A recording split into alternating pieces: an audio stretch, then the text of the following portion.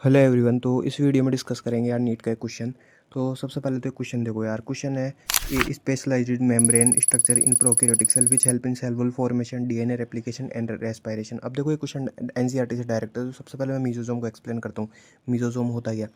Mesosome जो है prokaryotic cell के अंदर यानी कि बैक्टीरिया के अंदर प्लाज्मा मेम्ब्रेन या सेल मेम्ब्रेन का एक एक्सटेंशन होता है जो ट्यूबुल फॉर्म में हो सकता है, वेसिकल फॉर्म में हो सकता है, लेमिली फॉर्म में हो सकता है। अब ये किन किन क्या इसके फंक्शन क्या क्या है वो देखो। सबसे पहले इसके जो मेन फंक्शन है वो एक तो सेल वॉल का फॉर्मेशन करता है, ये डीएनए रेप्लिकेशन और रेस्पायरेशन सिक्रीशन प्रोसेस, और इसके अंदर एंजाइम्स भी होते हैं। बाकी इसका एक फंक्शन और है सरफेस एरिया को इंक्रीज़ करना, क्योंकि ये फोल्डेड होता है ना, प्लेन स्ट्रक्चर नहीं होती इसकी।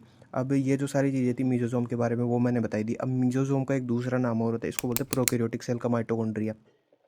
क्योंकि प्रोकैरियोटिक सेल के अंदर माइटोकॉन्ड्रिया तो होता नहीं है, लेकिन जो यूकैरियोटिक सेल का माइटोकॉन्ड्रिया उसी के एनालोगस स्ट्रक्चर होती है प्रोकैरियोटिक सेल में मीजोसोम। क्यों? क्योंकि मीजोसोम वही फंक्शन कर रहा है प्रोकैरियोटिक सेल के अंदर जो यूकैरियोटिक सेल के अंदर माइटोकॉन्ड्रिया करता है। अब एनालोगस स्ट्रक्चर उनको बोलते हैं जिनके फंक्शन सेम होते हैं बट इवोल्यूशनरी स्ट्रक्चर अलग अलग होती है। तो फंक्शन तो दोनों के सेम है। इधर प्रोकैरियोटिक सेल में जो मीजोसोम फंक्शन कर रहा है, उधर यूकैरियोटिक सेल में माइटोकॉन्ड्रिया करता है। इसलिए इन दोनों को बोलते हैं एक दूसरे के एनालोगस स्ट्रक्चर।